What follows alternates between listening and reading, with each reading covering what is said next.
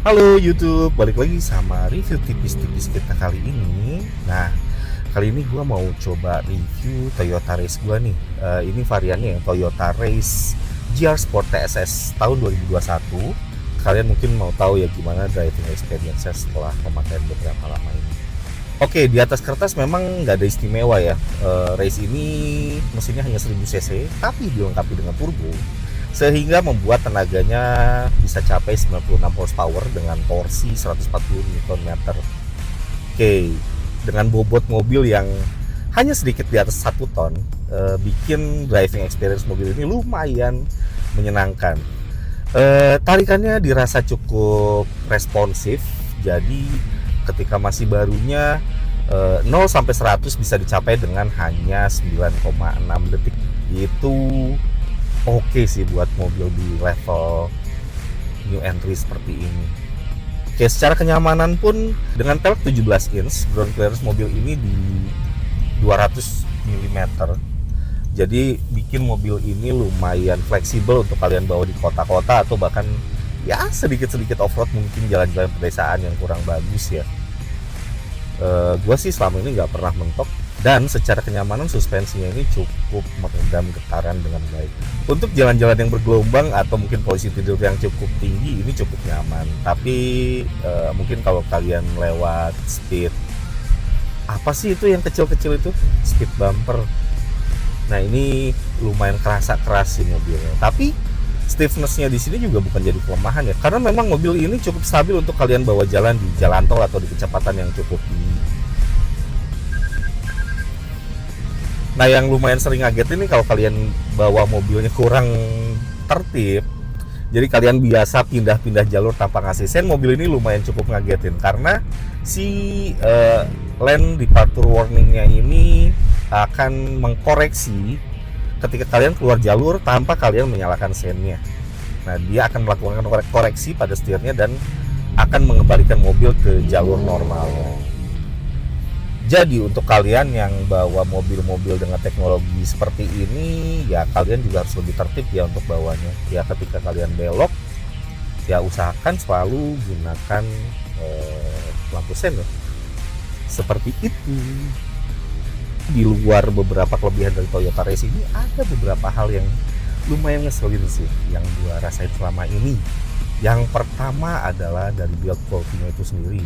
Meskipun mobil ini brandnya adalah Toyota, tapi karena dia DNGA atau dia arsitekturnya adalah Daihatsu Global Network Architecture, di mana buat kalian yang biasa bawa Toyota sih mobil ini terasa lebih Daihatsu ya. Ya mungkin kalian ngerti lah maksud gue. Jadi secara build quality, detail-detail kecil ini memang terasa tidak terlalu Toyota.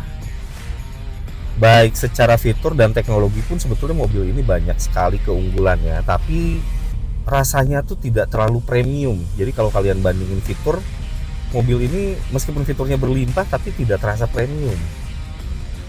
Gue nggak bisa jelasin juga itu kenapa, tapi ya tetap rasa berkendaranya itu rasa berkendara Daihatsu sih. Oke, poin berikutnya adalah head unit. Jadi head unit di sini lumayan besar layarnya, dengan touchscreen yang cukup responsif, tapi sayangnya tidak ada Android Auto dan Apple CarPlay di mobil ini, sehingga fungsinya jadi terasa kurang maksimal ya, mengingat layarnya yang sebetulnya cukup bagus ya tampilannya, dengan warna yang cukup jelas dan ukuran yang lumayan besar. Jadi lucunya si Race ini, meskipun dia kelihatannya kecil ya, tapi sebetulnya sih dia nggak sekecil itu. Panjangnya aja dia 4 meter lebih sedikit, dan ini cupnya juga terbilang cukup panjang ya. Nah, untuk beberapa warna lucunya di Race ini, warnanya akan membuat mobilnya akan semakin lebih kecil. Contoh warna hitam dan silver. Itu nggak tahu secara psikologis kalian kalau ngelihat Race warna itu di jalan itu kelihatan lebih kecil dan seharusnya.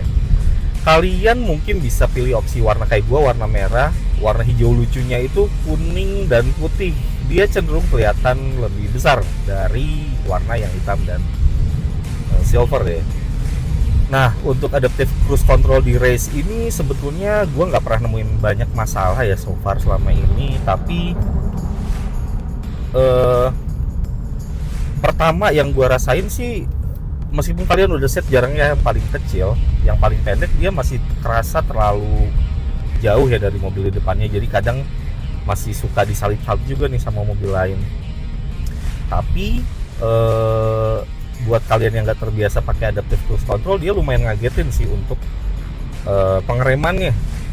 Nah, speednya ini dia kenceng stabil sampai kalian udah mulai deket ke mobil lain dan tiba-tiba dia akan ngerem cenderung lebih dalam daripada biasanya. Jadi buat kalian yang panikan, si adaptive cruise controlnya ini lumayan sering ngagetin sih. Tapi so far aman sih. Dan ini si adaptive cruise controlnya ini juga aktif di malam hari ya, kerennya itu. Terus gue juga pernah nyobain di kondisi hujan, ACC-nya juga nggak ada masalah, dia masih bisa baca jalur dengan baik, dan jarak dan dia juga masih bisa baca mobil depan juga dengan cukup baik. Meskipun untuk beberapa kondisi tertentu ketika jalurnya nggak terlalu jelas, si lane keeping assist-nya ini tidak sedetail di mobil-mobil Hyundai ya. Jadi si TSS ini dia membutuhkan garis jalur yang cenderung lebih solid dan lebih terbaca. Nah, salah satu yang sering ngagetin dari sini si lane departure warning-nya.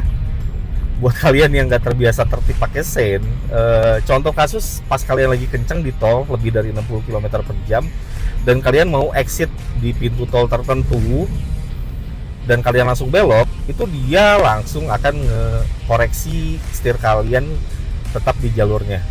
Nah, itu jadi kalian harus tetap disiplin ya pakai sen kalau pakai mobil-mobil berteknologi assist seperti ini. Salah satu yang kurang di mobil ini juga bukan jarak pandang ya, tapi view pandang kalian ini lumayan lebih sempit. Gua nggak tahu kenapa, terutama buat kalian yang posturnya di atas 170 cm. Ini headroomnya sih sebetulnya masih cukup tinggi, tapi view kalian ke depan itu lumayan terbatas, terutama karena di tengah ini ada modul TSS-nya yang lumayan membatasi si pandangan kalian ya ke jalan. Posisi pilar sendiri juga sebetulnya cukup oke, dia nggak terlalu menghalangi, tapi nggak tahu kenapa view-nya itu terasa lebih sempit.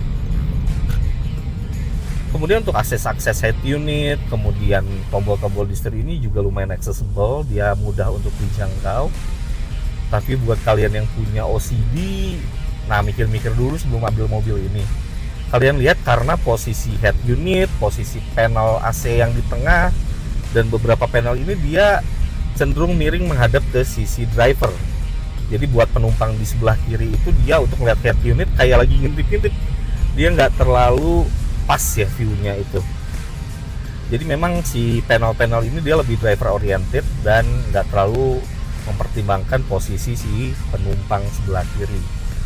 Terutama kalau misalkan istri kalian pengen nonton nih selama di jalan. Nah, ini viewing angle dan si head unitnya ini kerasa kurang enak sebetulnya kalau dari sisi penumpang.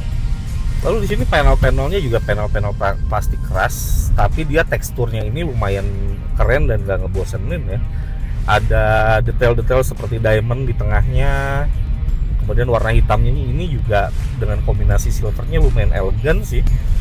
Bikin tampilan mobil ini dipandang lumayan nyenengin sih untuk dipakai sehari-hari. Well, itu aja mungkin review kita kali ini. Klik like kalau kalian suka video ini. Dan jangan lupa subscribe ya, biar lebih semangat nih bikin konten-konten kayak gini ke depannya. So, thanks for watching. Bye. Ciao. See you. Dadah.